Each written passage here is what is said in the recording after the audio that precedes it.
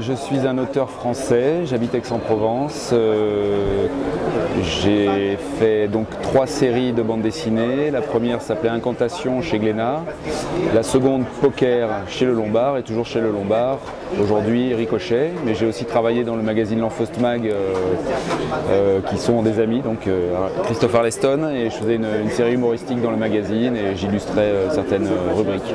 Ça s'est fait en plusieurs étapes parce que le premier tome était en fait un one-shot au départ, ça ne devait pas être une reprise. Donc j'ai pas eu la pression de la reprise sur le premier tome et ça m'a permis de me faire la main petit à petit et de me familiariser avec l'univers de Ricochet que je connaissais mal, puisque je ne suis pas jeune lecteur de Ricochet. Après ce premier tome est venu le second qui entérinait le fait que ce soit une reprise. Et là, il a fallu affronter tous les codes de Ricochet, etc. Mais comme on a quand même pas mal de liberté, on n'est pas obligé de faire du Tibet pur. Donc l'objectif, c'est quand même que mon dessin reste apparent, quoi. Enfin, mon style soit là quand même. Donc c'est un entre-deux un peu acrobatique. C'est pas toujours très évident. Parfois, je vais vers le réalisme, parfois c'est un petit peu plus semi. J'ai encore du mal à trouver le juste équilibre. Mais je fais de mon mieux. Ouais, tout le fétichisme même de ces objets-là, ouais. Bah oui, ça on ne pouvait pas y échapper et heureusement d'ailleurs parce que c'est quand même l'identité de Ricochet. Oui, surtout des personnages secondaires, plus même que le caractère de Rick qui reste quand même assez proche du personnage original. Mais oui, bien sûr, en fait, ce qui est intéressant avec la reprise, c'est que comme Zidrou a replacé le personnage dans les années 60, on a à la fois du recul sur la série mère et du recul sur le contexte, donc les années 60 et puis la France des années 60. Donc il en joue beaucoup et c'est ce qui fait que c'est intéressant parce que faire un 79e, un 80e tome de Ricochet c'est absurde, c'est pas utile si on le fait tel que Tibet et Duchâteau le proposaient.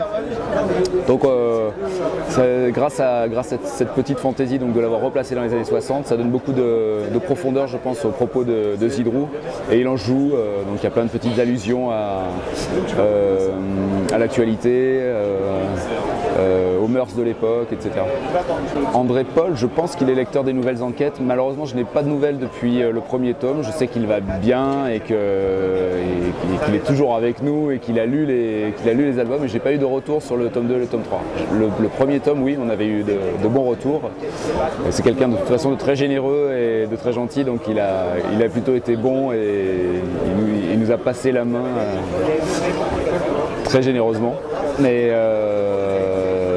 donc ce qu'il en disait du premier tome, c'était que c'était très cinématographique. Ce qu'on n'a pas cherché, mais c'est vrai que la narration de la bande dessinée a évolué. Pas forcément pour le mieux ou pour le pire, mais ça a évolué. Donc c'est sûr que c'est plus tout à fait les mêmes codes. Et ce qui est intéressant aussi, c'est de garder un graphisme proche de celui de Tibet malgré tout en apportant une autre dynamique à la narration. En fait, j'essaie de me rapprocher quand même d'une narration BD, c'est-à-dire me permettre des choses qu'on ne verrait pas au cinéma, justement par exemple mettre les personnages en pied sur le cadre. C'est quelque chose qu'on voit moins aujourd'hui, mais qui en fait permet pas mal de choses dans la BD classique. Et j'aime bien en jouer. C'est assez. Parfois c'est compliqué parce que je me dis que telle séquence a été traitée de façon trop moderne, et puis telle séquence peut-être de façon un petit peu trop. Comment dire, pas assez audacieuse. Donc je suis tout le temps en train de chercher l'équilibre en fait. C'est vraiment tout est affaire d'équilibre dans cette reprise, parce que le fait qu'on le remette dans les années 60, ça demande quand même un certain classicisme. Et en même temps le ton n'est pas forcément très classique non plus. Donc voilà, je suis toujours en recherche d'équilibre et d'une séquence à l'autre, un travail d'équilibriste. Oui, bien sûr, il y a Nicole Tibet, qui est la femme de Tibet évidemment, avec qui on a de très bons rapports, que je vois régulièrement, que ce soit à la sortie de l'album ou parfois on se croise et on est content de se voir. J'ai eu la chance d'aller chez Tibet, dans leur belle maison, et d'aller même m'asseoir dans son fauteuil. C'est quand même un grand luxe et un grand privilège.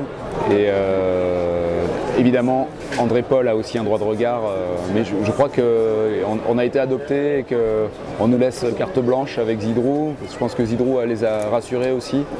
Donc pour le moment, ben, on a la chance d'être les auteurs de cette reprise, qui est une reprise un peu atypique, qui propose un peu un point de vue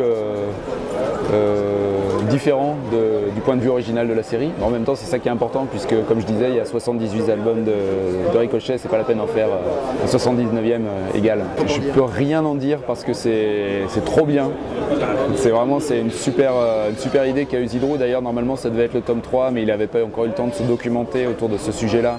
Donc il a préféré traiter les éditions Marabout dans le tome 3.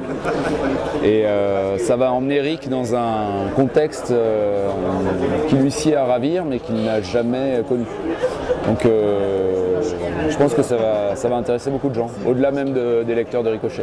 J'ai bien peur que Zidrou ne s'interdise pas grand-chose, donc attendez-vous au meilleur comme au pire.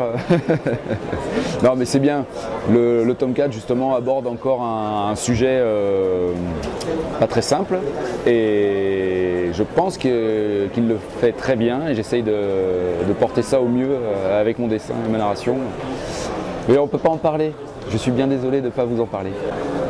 Pendant longtemps, j'ai été dans la BD réaliste, j'ai été nourri aux comics au départ, donc les comics de mon grand frère tout simplement, qui étaient là et qui ont nourri mon dessin.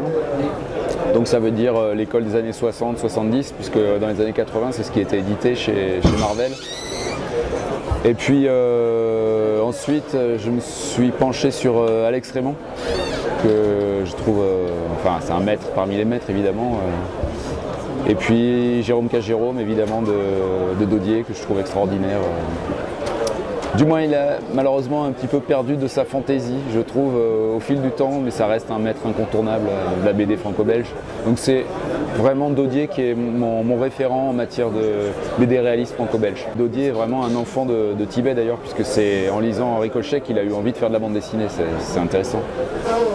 Ah bah, là je reviens de l'exposition Manara à Angoulême et je trouve ça tellement incroyable, cette liberté et ce savoir-faire. Donc là maintenant, à cet instant précis, c'est vers Manara que j'irais bien faire un tour dans son esprit, ça doit être marrant. Ouais. Merci Simon. Avec plaisir.